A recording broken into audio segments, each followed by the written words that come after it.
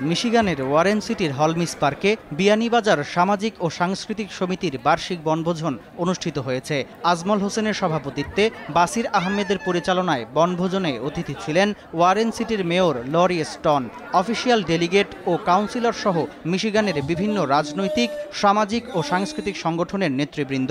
অনুষ্ঠানে র্যাফেল ড্রতে বিজয়ীদের মাঝে বিভিন্ন পুরস্কার তুলে দেওয়া হয়।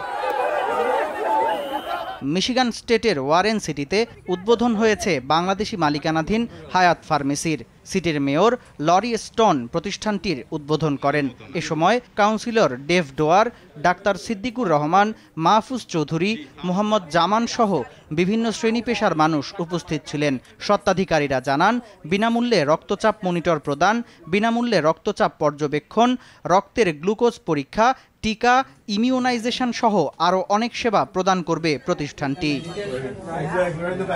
কাতারে সেবামূলক প্রতিষ্ঠান আল আসাদ ফর ওমরা হজ কাফেলার 25তম বর্ষপূর্তি অনুষ্ঠিত হয়েছে। মঙ্গলবার রাজধানী দোহার লামিজান স্কয়ারে অনুষ্ঠিত এক অনুষ্ঠানে প্রধান অতিথি ছিলেন কাতারে নিযুক্ত বাংলাদেশের রাষ্ট্রদূত মোহাম্মদ নজরুল ইসলাম। বিশেষ অতিথি ছিলেন শাহিন আল মহান্নাদি। হাসান মাবুদের সভাপতিত্বে নাসির উদ্দিন চৌধুরীর পরিচালনায় এ সময় উপস্থিত ছিলেন বাংলাদেশ দূতাবাসের শ্রম কাউন্সিলর মাসুদুল কবির ও তন্ময় ইসলাম, দূতাবাস সচিব আবদুল্লাহ আল রাজি, নাসির উদ্দিন ও সাজেদুল ইসলাম। অনুষ্ঠানে প্রতিষ্ঠানের বিভিন্ন কার্যক্রম তুলে ধরেন এস.এম. হাসান ও মোহাম্মদ আরমান।